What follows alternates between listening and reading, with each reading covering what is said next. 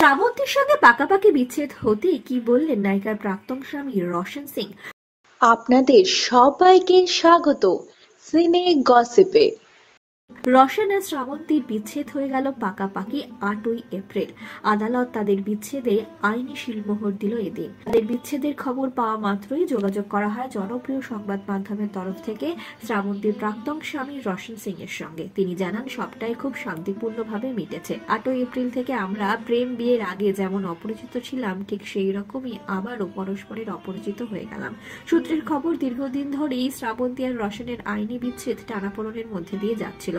অবশেষে সেপ্টেম্বর মাসে তাদের বিচ্ছেদের প্রক্রিয়া পাকাপাকি ভাবে এক ধাপ এগোয়। বাকি ছিল শুধু স্বাক্ষরের। আদালত ডেট দিয়েছিল 8ই এপ্রিল। এই বিষয়টা এতদিন তারা গোপনীয় রেখেছিলেন।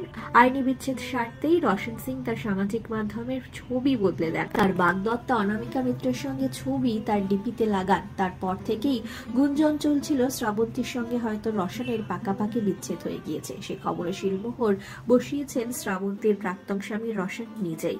রোশনকে জিজ্ঞেস করা হয় সংবাদ মাধ্যমের তরফ থেকে তাকে কি দেখা যাবে আগামী দিনে অভিনয়ের জগতে, কবে বিয়ে করছেন তিনি অনামিকার সঙ্গে। প্রশ্ন শোনা মাত্রই রোশনের জবাব, আমার নিজস্ব জিম রয়েছে, এই কাজেই আমি খুব খুশি, অভিনয়ের বিন্দুমাত্র ইচ্ছে নেই। তিনি আরো জানান শ্রাবন্তীর সঙ্গে যোগাযোগের আগেই বিনোদন দুনিয়া থেকে একাধিকবার ডাক পেয়েছেন তিনি, তাতে তিনি সাড়া দেননি। বিয়ের প্রসঙ্গে রোশন জানিয়েছেন সবেমাত্র এক বন্ধন থেকে মুক্তি পেলেন তিনি, আপাতত নিজেকে গুছিয়ে নিতে চান রোশন। জানা যাচ্ছে চলতি বছরের শেষের দিকে হয়তো অনামিকার সঙ্গে নতুন পথ চলা শুরু করতে পারেন রোশন সিং।